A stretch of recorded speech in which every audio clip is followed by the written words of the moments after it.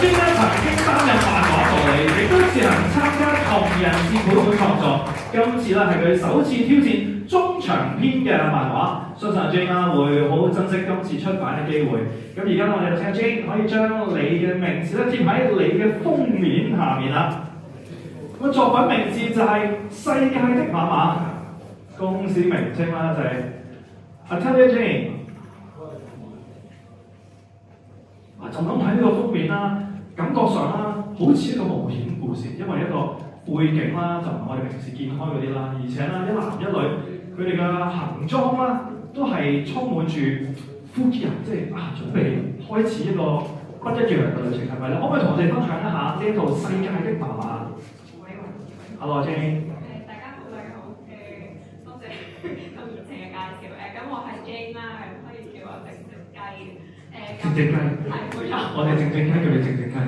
OK。係靜靜雞同埋靜雞雞。OK。好。咁呢一本《世界的媽媽》係講咩嘅咧？咁可能大家望嗰個封面都估到少少啦。咁個故事咧就會關於呢一隻非常之巨大嘅龜，同埋呢隻龜身上面嘅一條村落嘅。咁大家可以想像一下呢隻雞，呢隻龜有幾大啊？係啦。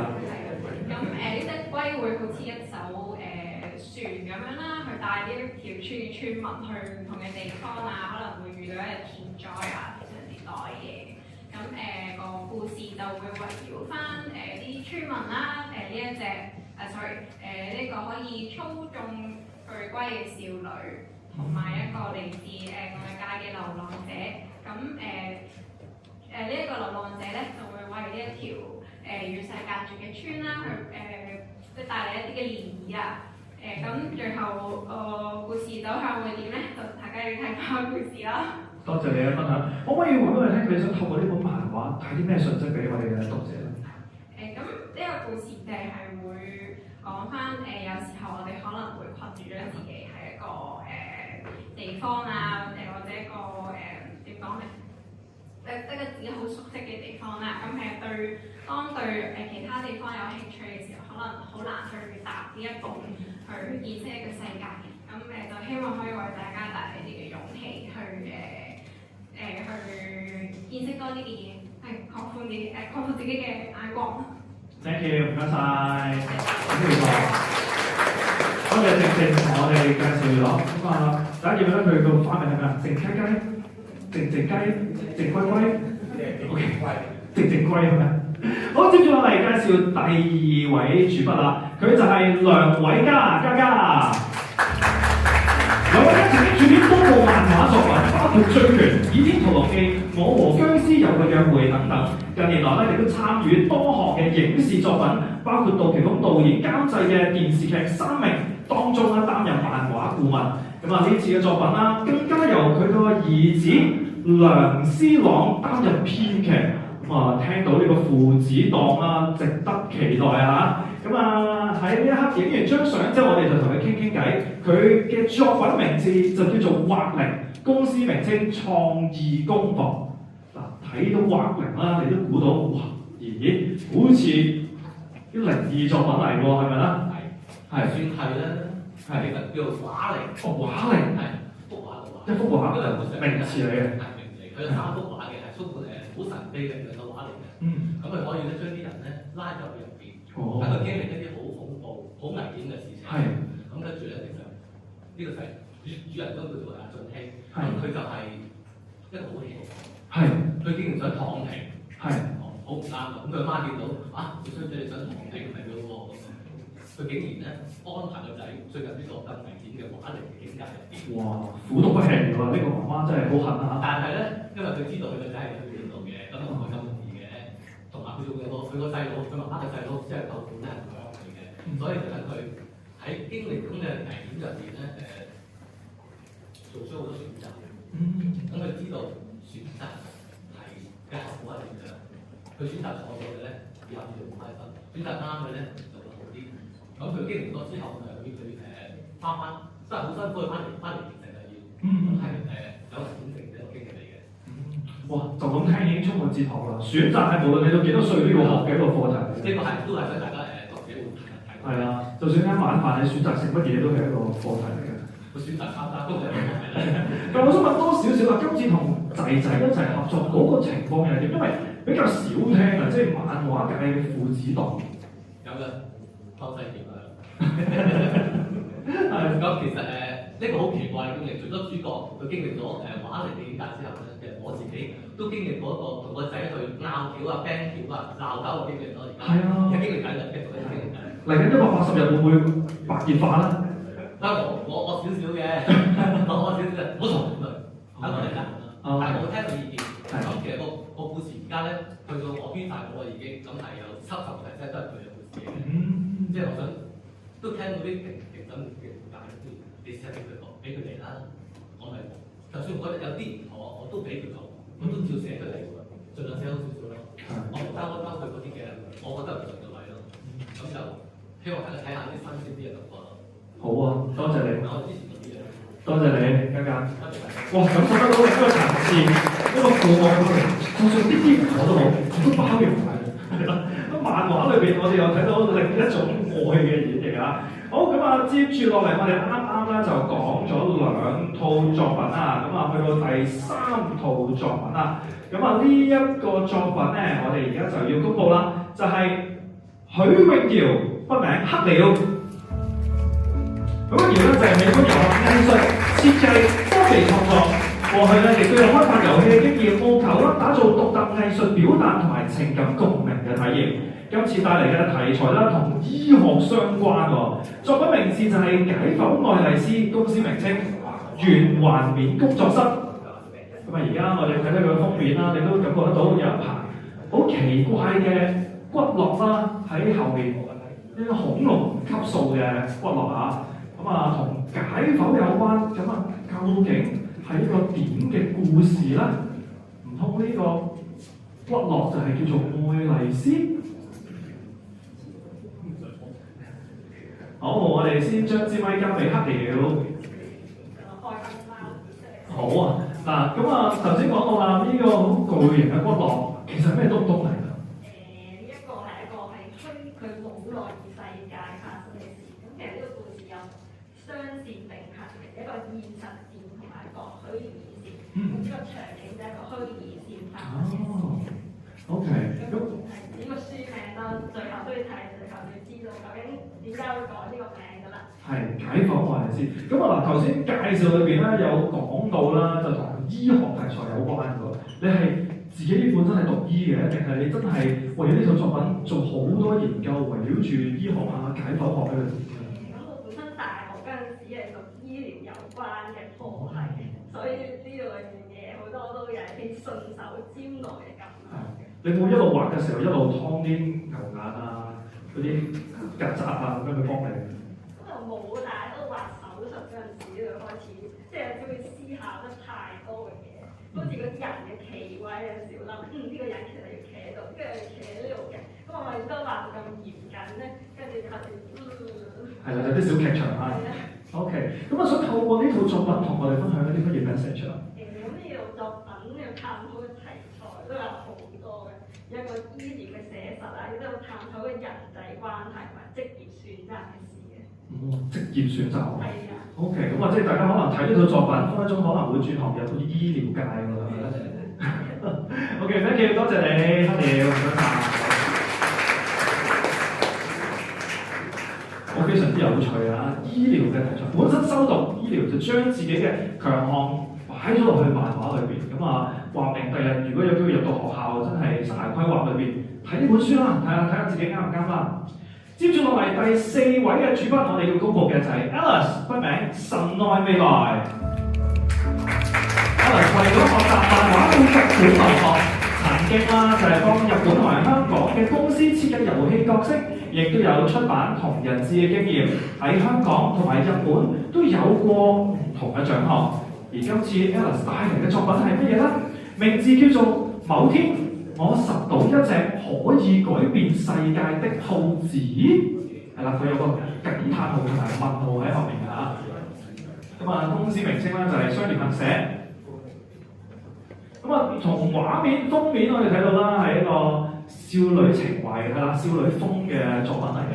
咁啊，呢一個女孩子執到一隻兔仔，而呢隻兔仔究竟有啲咩能力係可以改變世界咧？咁我哋而家咧就同 Alice 傾下偈啦。你好，你好，歡迎你 Alice。係啊，咁就人魚書名啦，簡單易懂啦，同埋喺27個戲裏邊係比較少女畫風啲嘅。係。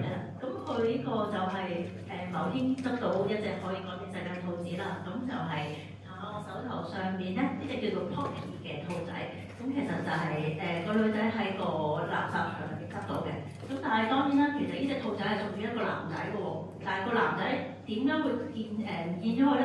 同埋嗰隻兔仔有隻好特殊嘅能力，但係佢又可以改變個世界，咁就要大家買本書翻去睇下先至知道啦。OK， 咁可唔可以同我哋分享下，其實你想透過呢本書帶到啲咩俾大家？咁其實佢就除咗可以俾大家睇下嗰個叫做即係嗰種親情啦，同埋其實嗰種珍惜嗰一樣嘢，因為會入邊會探到有少少即係失去啊，或者改變世界，所謂嘅改變世界係啲咩嘢咧？你手頭上面係咪真係你需要嘅嘢？你放棄嘅時候又會想可以點樣咧？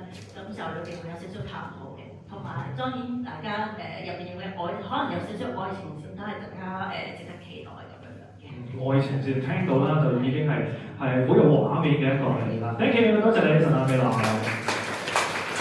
咁唔少漫畫嘅朋友仔都講過啦，公式化嚟㗎，即係一個角色再加一個寵物啦，係一個好容易入屋，亦都好容易令到大家記得嘅拍檔模式嚟嘅。咁究竟頭先嗰隻兔仔會唔會成為另一個大熱咧？接住落嚟，我哋介紹第5位主筆利權恩檸檬。檸檬有10年遊戲美術相關嘅資歷，曾經參與所謂神魔之塔、時空之門嘅開發。上年更加以助理嘅身份參與第4屆入選作品《我有一日成為了魔法少女》嘅製作，今年終於入選屬於自己嘅作品啦。好咁檸檬呢一套作品就叫做《我真係好鍾意返工啊》，公司名稱檸檬工作室，究竟會唔會係佢自己嘅寫照咧？我真係好鍾意返工。咁睇到呢一套作品啦，其實畫風都係非常之青春嘅。咁究竟主角佢返咩工啦？咩工令佢咁鍾情，日日要返咧？你好，你好。你好。佢即係同大家都係有時喺轉車站見到啲咩轉書包，差唔多都係差啲寫字樓嚟講嘅，但係只不過係佢即係返工條路或者呢個地方發生事令到佢要編一個不平常嘅返工日咁樣。即係每日佢都有嘢經歷嘅喺返工嗰條路嗰度。即係今日就扶阿婆過馬路，聽日就冇，但係有時大家返工嘅時候喺街上面都有唔同嘢發生，咁嗰啲景色可能會變嘅。咁我哋就有時候搭車都會諗嗰條路可能突然間其實已經行開條路，即係香港以前好平安或者冇乜天災人禍，咁就突然間我哋會覺得上呢個語言係世界末日啊嘛，我哋覺得如果真係發生，我返工條路係會唔同，就係咁。其實而家香港平安只係有個雙讀警告嘅 ，OK 嘅。咁但係我又想問下，你自己又好中意返工㗎啦？中意，我中意返工。7號特別中意，即係星期日特別中意。7號通常出糧。哦。過7號就麻麻地咯，咪都住咯。係，明白嘅，同月亮嘅週期都係有啲關係嘅。OK， 多謝你帶俾我哋呢一套作品，我真係好中意返工。咁我嚟緊180日，你應該真係好中意返工啊！咁180日裏邊將呢一個慢活啦，係啦，原來啦，一路返工一路留意周圍嘅景物啦，慢慢寫入去呢一套作品裏邊。接住落嚟第6位主筆，我哋有請李若琪 Yuki。Yuki 專注藝術創作，風格獨特，曾經入選第12屆動畫支援計劃，並獲得銀獎。Yuki 啦，希望將故事轉化為漫畫，等更加多人可以接觸同埋欣賞到香港漫畫嘅獨特魅力，增加公眾啦對本地漫畫嘅認識。佢嘅作品就係《海的間隙》，公司名稱咧就係焦慮出口，哇，好有特別啊！係啦，好咁啊，影埋呢張相，我哋就一齊睇睇呢一本作品啊，《海的間隙》，好文青風格嘅呢個。可唔可以同我哋分享下《海的間隙》有幾呢個間隙？啊唔係，呢個作品其實講啲咩？好我係 Yoki 啦。咁呢個作品係講主角小林因為一本日記翻佢自己曾經逃離故鄉啦，見翻自己之前嘅朋友同埋重新走入呢個熟悉但係被佢忽略嘅地方。咁我想用呢個間隙嚟講，一個卡喺逃避同埋理解之間嘅一個狀態。就咁聽落去都係心理層面比較多啲嘅。咁喺作品裏邊佢咪會好多對話，自己同自己講嘢，定有啲事件經歷令到佢知道點樣揾到個出口咯。其實佢係跟住一個唔知邊度嚟嘅一個日記翻返去嗰個島度，咁就去跟翻個日記嘅內容之後，就再尋找翻自己之前冇去留意一啲細節位，即係去揾翻小品係嚟嘅。OK， 多謝你。咁啊，你有冇諗過其實帶呢套作品俾大家，你估讀者睇完之後會有啲咩感受？你特別想佢哋？因為原本創作呢一個故事都係想講自己無論走幾遠都冇辦法滿足到生活嗰個理想狀態。咁我就想透過呢個作品講講話，其實嘅問題可能出現喺自己身上，即係可能你自己睇嘢嘅方式唔同咗，所以先會有呢個狀態。哇！聽完都要沉澱一下，大家可以好好諗一諗。你心裏邊個罅隙物個間隙其實究竟係啦，係點樣揾翻個出口啊？唔該曬 Yoki，thank you。而家漫畫越嚟越有深度同埋層次咁話啦。好，接住落嚟我哋就邀請啦下一位啦，第7位嘅主筆就係陳志軍。陳志軍熱愛漫畫創作，曾經自資出版漫畫，並且獲得萬人迷全球華人原創漫畫公開賽2025條漫組冠軍，無疑對佢嘅努力創作啦係嚟一個好堅定嘅肯定啦。今次版本入選機會為我哋帶嚟嘅作品叫做《星際義工》，公司名稱係5號工作室。咁就咁睇呢個封面啦，你睇得到一個女孩子拎住部電話喺度 selfie， 係咪就好似我哋平時無論去邊度都好，都係相機行先，相機食先？好，我哋將支咪交俾志軍，你好。係，你好。係啦，星際義工聽個名其實都幾難想像得到，佢係一個義工，但喺星際嗰度做，係講咩嘅呢個故仔？冇錯，頭先你咪話好多作品都好有深度嘅，我就完全冇深度。但係我個初衷就係務求大家可以30分鐘輕輕鬆鬆咁樣咧，就睇完一本漫畫。咁然後如果你其中覺得有啲角色你覺得都幾得意喎，咁我覺得就完成咗我心裏面嘅理想。咁你話星際義工啦，咁其實好多 superhero 咧，佢其實都係有一個無償咁樣付出咯，但係佢哋幾個係特別廢嘅，就未去到話星際特工咯，只係去到義工呢個階段。係，咁嗰個風格就係搞笑友情同埋戰鬥王道嗰啲漫畫嚟嘅咁樣。咁個世界背景或者個世界觀都係喺世界觀就喺香港。直頭喺香港。係，咁個故事就係講佢哋陰差陽錯之下咧，就呢3個主角咧就意識到喺香港嗰度潛藏咗一個連環殺手。咁佢哋3個廢廢地嘅人咧，就點樣去憑住自己嘅一啲微薄嘅力量啦，咁去追查呢個殺手咁樣。係。咁去到最終佢哋有冇解決到個問題咧？因為你話佢哋廢廢地喎。冇錯啦，咁就係雖然佢哋廢啦，咁但係其實我中心思想就係話雖然每個人都唔係一個完美嘅人，或者好有缺陷嘅人咧，但係其實如果你有決心咧，都可以成為一個守護別人嘅一個力量咯。咁你話結局就當然係買書睇啦。OK，thank you， 多謝我哋介紹，我哋聽完之後，大家結決咗一件事㗎啦，即係你未必一定係世界第一，但起碼你嘅努力係啦，你要追尋，你要贏咗自己先得。好，接住落嚟，我哋有請第8位主筆，佢就係黃明輝。有超過15年美術設計同埋多媒體創作嘅經驗，熱愛漫畫同埋創作，多次參加漫畫比賽，希望作品透過視覺美學傳達對人類社會情感與未來嘅深層思考。哇，聽到呢度啦，你已經發現要思考一下啦。好。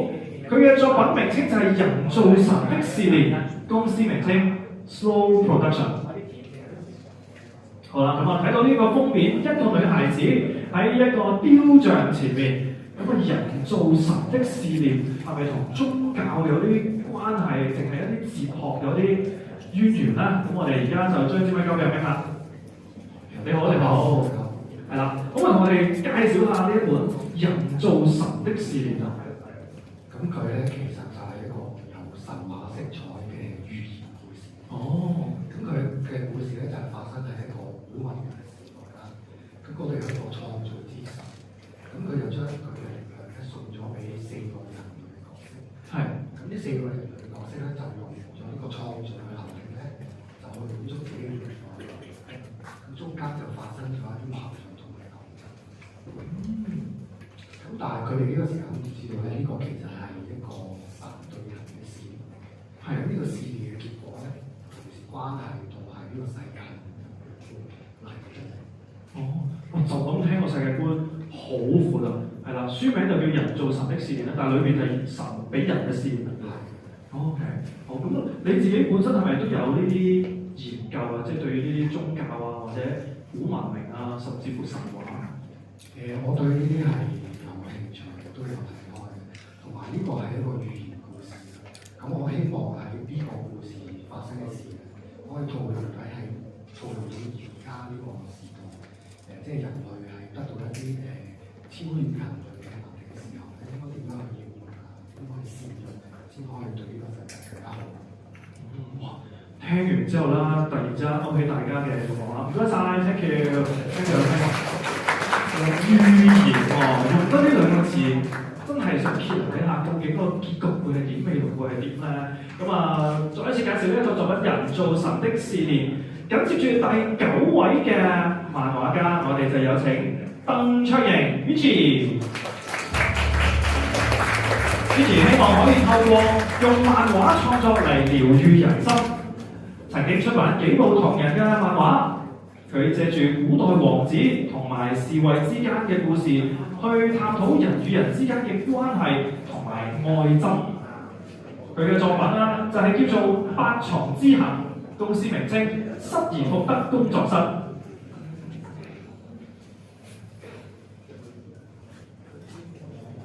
就咁睇個封面啦，其實都幾有張力啊！我哋見到呢一個王子同埋侍衛之間，既有動感，亦都透露咗少少危機感，亦都係識得啲武術。咁啊，就咁睇落去啦，係咪一啲王道有啲打鬥啊，或者係啲戰鬥嘅故事嚟嘅咧？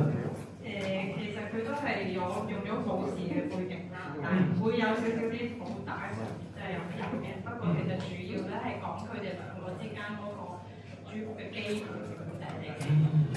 咁其實係本身我寫個故仔嘅時候，就係經歷緊我人生嘅一個好疑惑嘅時候啦，喺一段關係嗰度走唔出嚟。咁跟住我覺得好辛苦冇出口嘅時候，突然間我隻手就畫咗八重同埋之行兩個人出嚟咧，我就順住佢哋寫咗佢故仔之後，最後尾我竟然揾到我自己好需要嘅答案咯。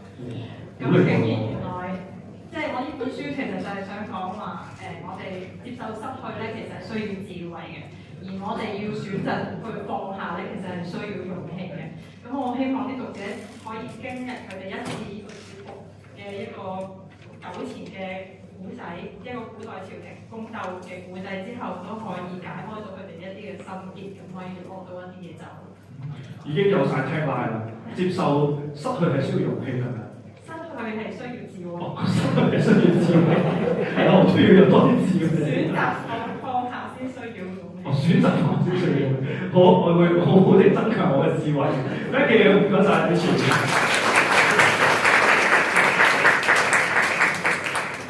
你都未必想象到，原來畫本漫畫都可以幫助自己解決咗某啲心結嘅。以下落嚟，我哋要公佈啦下一位主筆啦。不過啦，佢咧就係我哋組別1嘅最後一位，佢就係林長坤。林長坤係漫畫家、音樂人、平面設計家、時裝設計等等多重身份於一身啊！咁啊，佢獨特嘅風格、大膽創作啦，係相當聞名㗎。豐富嘅漫畫創作經驗，同時積極參與喺玩具設計以及教學工作。今次嘅作品啦，有別於過往嘅風格，佢將個人嘅情感融入去角色故事裏邊，希望透過漫畫傳遞情感同埋思想。作品名稱小人形，公司名稱橫須賀製作。緊要啦，頭先個哥哥非常之豐厚啦。我都要問一問，以往你畫嘅好明顯係一啲美少女啦，係啦，一啲好有潮流觸覺啦。而今次我哋就睇個封面啦，竟然有濃厚嘅一份情喺入邊，畫小朋友畫溫情喎，係咪咧？呢嚟睇兩情啊！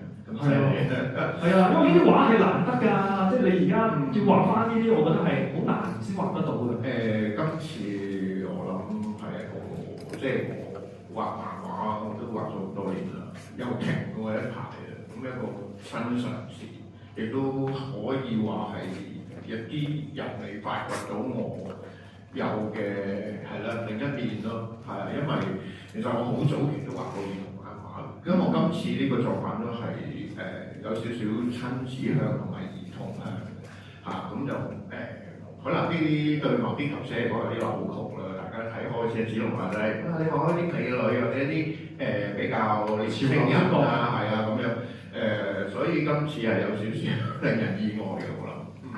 咁你自己透過呢套作品話，呢度介紹就係講好多情感嘅表達啦。呢啲情感其實你自己係點樣收集翻嚟，或者啲靈感係點樣儲落咧？都係生活啦，不過生活上加創意嘅。其實主要呢個小人形就係我小朋友嚟嘅，咁就其實係一個相處啦，令到我會觸發咗一個創作出嚟嘅。即係同埋變，我都想講喺有創意呢樣嘢，因為其實唔係單純。好似大家以前睇牛仔咁樣，羅斯瑪嘅作品父子相處咁簡單，入邊有啲，譬如我哋會透過我都畫我個仔都畫公仔嘅中意，咁我哋佢會即係而家畫工唔係太得小朋友，咁我成日好似個封面咁，我都有同佢合作嘅，即係佢個封面好多後邊側邊嗰啲都係佢畫嘅，咁我會將佢畫嘅嘢變成一啲。走出嚟同我哋相處嘅，同埋磨合啊，係啊，同埋會拆出一啲生活上嘅火花咯。呢個經歷我覺得係難可貴。繼嘉嘉啱啱父子檔創作之後，你又另一個父子檔創作走出嚟。Thank you，唔該晒。Thank you。嗱，嗰位小長運，你佢霸嘅外表係啦，咗，其實佢畫緊一個溫情嘅係嚟嘅，咁啊令到我哋非常之期待小人形呢套作品。好，第一組介紹完畢啦，組別2就將會介紹啦7間入選嘅企業同埋主筆。咁啊頭先都講過啦，佢哋有6年或以上嘅經驗啦，係公司嘅經驗啦，又或者佢哋曾經係參與港漫動力。咁啊，我哋而家首先介紹第11位嘅主筆 Moses 姚希倫，佢啦就係曾經入選第3屆港漫動力嘅漫畫家，之前2個作品啦都係自己經歷為主題。今次佢想突破框框，創造出一個全新嘅世界觀。咁佢希望透過自己嘅作品啦，進一步擴大漫畫嘅受眾，日後啦可以有更多嘅發展嘅。作品名稱《熱風潮汐》，公司名稱就係風船工作室。嗱，就咁聽啦，《熱風潮汐》已經好多聯想啊！係乜嘢熱風啦？啲潮汐又係啲乜嘢咧？風潮汐即係其實聽落都抽象。係嗱咁講啦，即係喺太空嗰度啦，咁啊當啲黑洞咧吞晒星體嘅時候，咁個黑洞本身嘅潮汐咧會將啲星體就會撕破壞爆發熱風。咁但係同一時間，你哋可以幻想下，如果有一日黃昏嘅時候，你哋走到去海邊，然之後去睇夕陽嘅時候，咁你皮膚感受到海風吹過嚟嘅陣陣暖風，跟住同埋你耳朵聽到嗰啲潮汐排解咁又係幾咁自然咁關係。咁所以咧，熱風潮汐講緊就係可能生命或者係世界帶俾我哋嘅一體兩面，即係有時快樂，但係有時亦都痛苦嘅。咁呢個故事講緊咧，其實就係兩個主角嘅故事交織埋一齊嘅故事。咁一個咧就係一個太空人嚟嘅，咁佢離開咗地球呢個家庭。嗰個故事背景咧就係地球咧已經洪水沒入，經過咗啦。有啲人就留咗喺地球，有啲人喺太空咁樣啦。咁所以咧就講緊呢個太空人喺一啲太空嘅經歷，同埋一個咧喺地球。小偷掙扎求存一個少女嘅一啲靈魂交織嘅故事。哦，都幾豐滿。我想同佢一個太空人喺呢個災難之後，同一個小偷係啦，係佢哋交織出嚟嘅一個故事嚟。係啊，即係可能多啲montage嘅嘢，即係其實都有少少想玩下，即係到底大家點樣睇漫畫嗰成個閱讀經驗，即係可唔可以 challenge 呢樣嘢咧咁樣，都係好想，即係好多時候大家睇漫畫就一個世界觀啦咁樣，咁但係諗緊就係會唔會可能係兩個真係完全唔同嘅，然後演變成為即係帶出嚟個問題就係、即係好多時候我哋到底係需要自己成全自己，定係我哋需要俾人需要咧咁樣嘅一啲，即係可能透過一啲大啲世界嘅世界觀帶出一啲，即係真係內心啲大家都會經歷到嘅成長嘅難題咁樣。聽完之後我都要好好思考一下，係啦。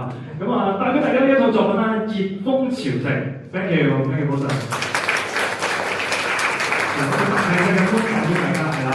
咁啊，究竟點樣去同自己溝通啦，都係一個好重要嘅課題嚟㗎。第12位主筆，我哋接住嚟有請阿 Ben， 歡迎阿 Ben 就係入選第3屆港漫動力漫畫家，入選作品《雨果 Down to Earth Hugo》，咁啊獲得最佳人物角色設定獎㗎。咁啊，佢致力推廣自己嘅 IP 發展，希望作品可以持續出版。同時探索發展至到遊戲啦、玩具影視化領域嘅可能性啊！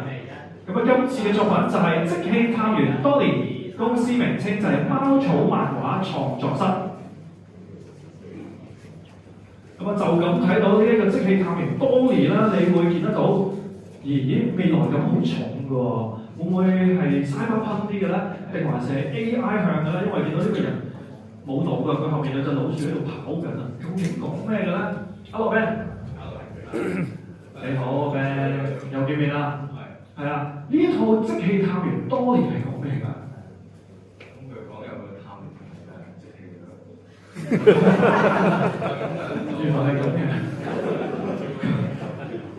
未來咧就探案係用 AI 嘅。係。咁就係為咗控制嗰啲 AI 機械人咧，就想嚴格規管一個人性值啦。咁所以就會為每一單案就用個 free time 機去打印一個專屬探嗰單案嘅 AI 機械人出嚟去探單案，跟住個案就會自我毀滅咁樣，就係即棄嗰粒，好似廁紙同埋廁紙咯，未來感非常之重啊！而且呢個題材都幾獨特特殊，因為即係你冇諗過探員係即用即棄，因為通常我哋睇啲警匪片都係哇佢有連枝啊，又有啲警察嘅直覺啊，咁樣點樣去憑經驗都去破案。今次就係 AI， 你自己都係探索呢個領域嘅係咪咧？係，佢會講啲倫理關係啦，同埋主要講喺 AI 時代底下我哋個傳統價值啊，或者倫理關係啊，即係點樣揾定期咯。當 AI 越嚟越即係佔據我哋嘅生活嘅時候，咁你話點解佢係有隻老鼠，起碼有隻倉鼠喺個頭度跑嚟跑去咧？就係佢好似緝毒犬咁樣，其實監察住佢個人性值。哦，係，即係呢隻倉鼠會就監察呢個 AI。係啊，即係有原因嘅。哦 ，OK， 非常有趣嚇。咁啊，大家就留意呢一套作品係啦。咁啊，作品就叫即棄探員多年。跟住有個 AI 有機會警察都取代嘅。如果30年都破唔到我呢個 AI，可能個排名喎。好，接住落嚟，我哋要介紹嘅第13位主筆胡志明 Jerry。Jerry 致力本地創作、出版畫集同埋文化書籍。咁啊，上年參與作品入選咗嘅就係《手遊記》呢一本書，佢擔當咧就係美術設計。咁啊，希望透過今日計劃將公司嘅製作品啦，可以推廣去到世界各地。咁啊，從而咧實現 IP 多元化嘅發展。作品就叫做 Mr. Girls， 係啦，冇錯 ，Mr. Girls 係啦。公司名稱就係形點製作。Hello Derek 你好，我哋先將支咪交俾你，同我哋介紹一下呢一本 Mr. Girls 先。今次呢本係一個兒童向嘅漫畫嚟。兒童向嘅。好少限字。係，因為我見個畫風都非常之可愛，同埋好小朋友。係，咁佢講咩嘅咧？有個僵字喺度，就好似唔容易啲靈異嘅嚟喎。係僵屍又喺呢個人間度出現啦。咁今次有特別嘅地方咧，佢哋就揸住一本咧人嘅飲料。係。係人血嘅飲品。人血嘅飲品啊，咁究竟係咪已經殺咗好多人咧？咁於是咧，唯一喺呢個人世間能夠對付僵屍嘅男主角咧，就同埋師妹就去調查啦。咁最後喺呢個僵屍基地咧，就係攞咗重大嘅秘密。僵屍基地嘅秘密。咁啊，秘密就落翻出嚟先話俾你聽。哇！突然間有啲寒啊，七住先話俾我聽。OK， 冇問題。咁我都希望係啦，到時真係知道個答案係點乜嘢。嗰個 Science 係啦。本來都乜嘢嘅，即係七月10萬次見嘅，係啦。但突然間咁樣講一啲鬼怪，又話七月先知，我知道真係驚嘅。係好咁啊！嗱，接住落嚟，我哋把握時間介紹下一位啦。佢咧就係利茲達。達哥被稱為香港獨立漫畫之父，亦係香港大有克洋啊！係本地漫畫界嘅奇葩，曾經出版多部作品，風格題材多元，富有個人特色。曾經入選第2屆港漫動力並出版13戰，而今次入選作品啦係上一套作品嘅續集添啊！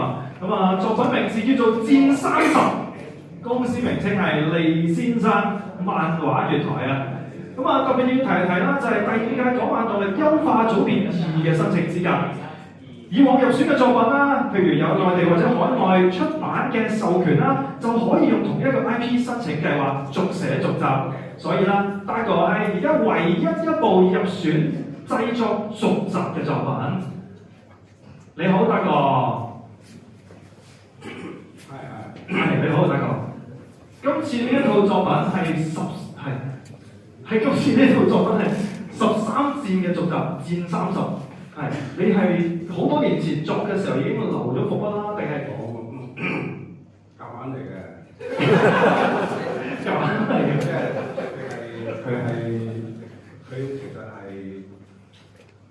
一個喺中間插入嘅續集嚟嘅。喺中間插入嘅，即係冇續嘅，即係喺中間加入啲新人物去，即係個時間線入邊有另外啲故仔。哦，即係都係第1集嘅故仔，中間有支線走咗出嚟。係啦。哦，即係有班嗰啲殺手，即係人鬼唔鬼嗰啲，即係啲係咯，嘢啦。咁就同一啲人類去共存嘅故仔。共存嘅故仔，基本上係共存啦，因為你唔可以啦成日消滅晒佢哋㗎嘛，即係個另外嘅物種咧就應該係毀滅嘅。好大㗎！聽到一講到物種啦、殲滅啦、共存啦，即係世界級嘅世界觀嚟。咁如果人同埋鬼就難相處㗎嘛。係。咁初係會有啲衝突嘅。係。咁慢慢你都冇去扶嘅。冇錯，好似我而家咁咯。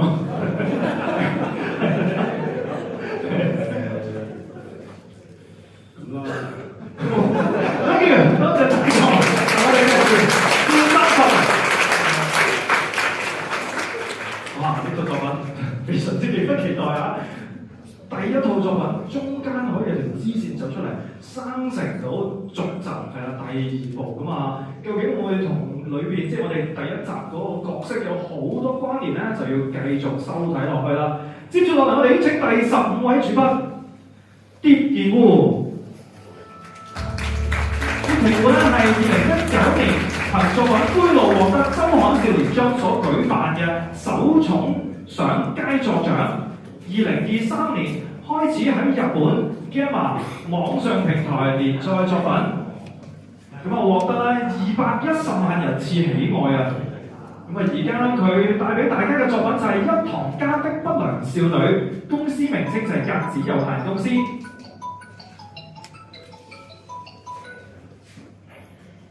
咁啊，就咁睇個封面，《一堂家的不良少女》，除咗不良少女係好有自己風格之外啦，下面有啲符喎，係咪都係一啲靈異系列啊、超自然嘅題材嚟咧？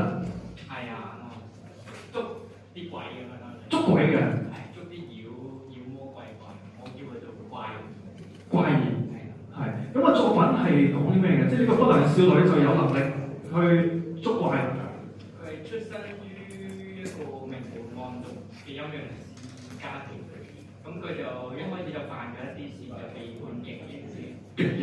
係咁個古仔就講佢點樣由一個罪犯變咗一個英雄。哦，哇！淨係聽呢度，由罪犯點樣變成英雄，已經啦好有畫面啦，係啦。咁啊，裏邊其實嗰啲嗱，而家見到嗰啲鬼怪啦，你自己係都好醉心研究呢啲日本鬼怪啊，係咪啊？定係冇嘅人自己創作嘅呢啲鬼怪係？唔係喎，即係自己創作嘅，但係有時會睇下啲書咁樣。有啲參考。有啲興趣。係。咁你希望讀者睇完呢本書有啲咩感受或者有啲咩得着咧？睇得開心啦，最緊要睇得開心。係啊。OK。好，咁啊，多謝你為我哋帶嚟呢一本作品《一堂家的不良少女》。嚟到第16位主筆，袁振金 Jacob。Jacob 入選第4屆港漫動力漫畫㗎，作品準成度推出之後啦，專注同品牌合作啊，向大眾宣傳跳繩文化，而且亦都成功獲得唔少嘅媒體報導。早前更加同商場合作啦，舉辦咗香港個人全能跳繩公開賽，咁啊佢亦都舉行咗作品展啦、大師賽。今次嘅作品係咪都同運動有關啦？睇睇個作品名字啦，叫做《極限圈速》。咁啊公司名稱就係 Sugarcoat。咁啊時間交俾阿 Jacob 同我哋講一講下呢一套作品《極限圈速》啦。係但係講之前真係想多謝翻上呢屆評審講埋我哋今屆嘅評審，真係好感激就得啦。我頭先聽，真係好勁。我話説翻嚟，我點解今次寫賽車題材其實都好好嘅。係。我應該係寫興奮嘅，因為上次因為大女嘅緣故，就寫一條繩，就話細女嘅緣故咧，其實應該要寫興奮，但係就好模糊咗佢感受，因為我想寫賽車。滿足咗自己先。係啊，同埋因為中意賽車文化啦，同埋最記得一個。曾經聽譚自己即係香港劉偉強嘅一個訪問，就拍咗譚自己好受歡迎，咁而原本想拍續集，但係就後尾因為傾唔掂或者版權就冇機會。咁我諗其實係咯，我哋點解本土唔可以有一個自己嘅好好地引入翻嚟嘅文化嘅調整，所以就好想做賽車。好緊要呢一個，好欣賞佢呢一份雄心係啦，因為我哋香港人都有能力做得到。係啊，雖然好難同30年嘅文字啲去比較，不過就至少我哋起下步先。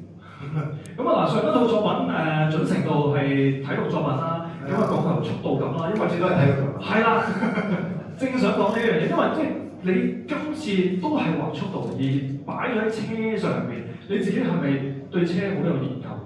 其實就唔係嘅，嗰啲人有嗰啲收益，我都要靠好多專業人士去support嘅。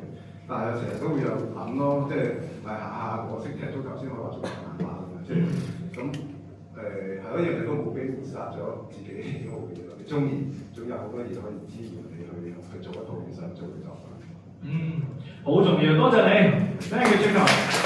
漫畫就係咁啦，知嘛？咁啊，佢翻埋位，大家可以睇埋佢件衫啊，就係佢上年嘅作品裏邊嘅漫畫啦，擺咗喺身上面，變成佢而家着緊呢件 T， 所以真係漫畫可以孕育出無限嘅可能。接住落嚟到我哋最後一位主筆，有請張漢華華基。華基從事漫畫行業多年啊，曾經入選第1屆港漫動力。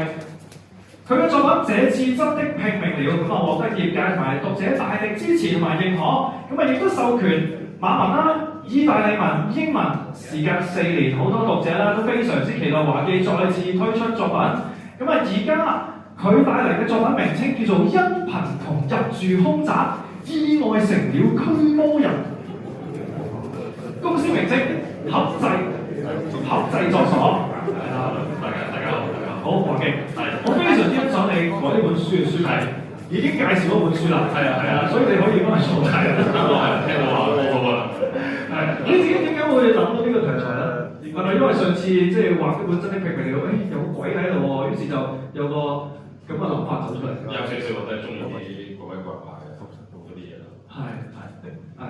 咁你自己點樣攞到呢啲即係研究資料？因為空襲啊，係咪有好多諗法擺喺裏邊先至畫啦？同埋即係中意鬼怪其實好多種㗎嘛，即係有啲妖魔啊，有啲靈體啊，有啲係恐怖事情啊。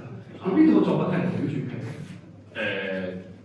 頭先都有人問我，咁我話點樣可以取材？咁我諗應該都唔會去租啲空襲佢嘅，咁我都係上網揾啦。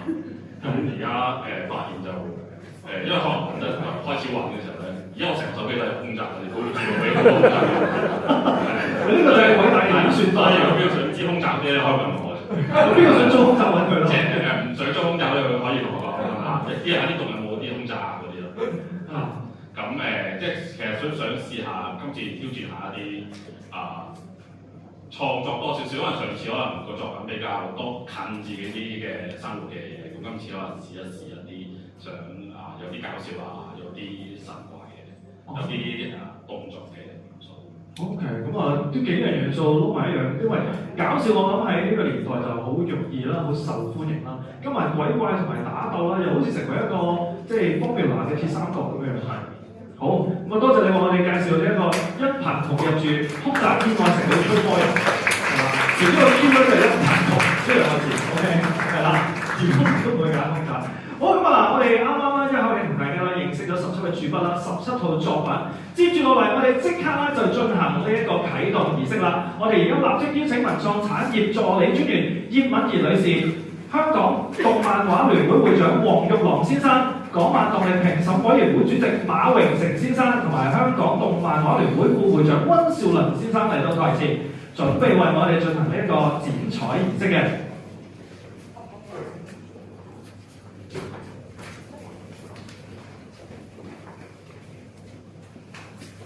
好，咁我哋而家就將金鉸剪派俾我哋4位嘅主禮嘉賓，然之後先影第一張相嘅。好，我哋一齊望住舉手呢位攝影師就係我哋大會攝影師啦。好，我哋數3聲係影相，一味剪住嘅。好，1、2、3，影相。接住落嚟，現場所有來賓，我哋準備一齊數3聲就正式開始我哋呢個剪彩儀式啦。準備，1、2、3，第5屆港漫動力香港漫畫支援計劃正式展開。恭喜晒頭先我哋講嘅咁多套作品企業家，而家有請4位留步，我哋亦都邀請我哋所有嘅支持機構啦，我哋嘅評審啦，同埋我哋17個入選單位啦，一齊嚟台前嚟一張世紀大合照啊！咁我哋而家有請支持機構代表先上前。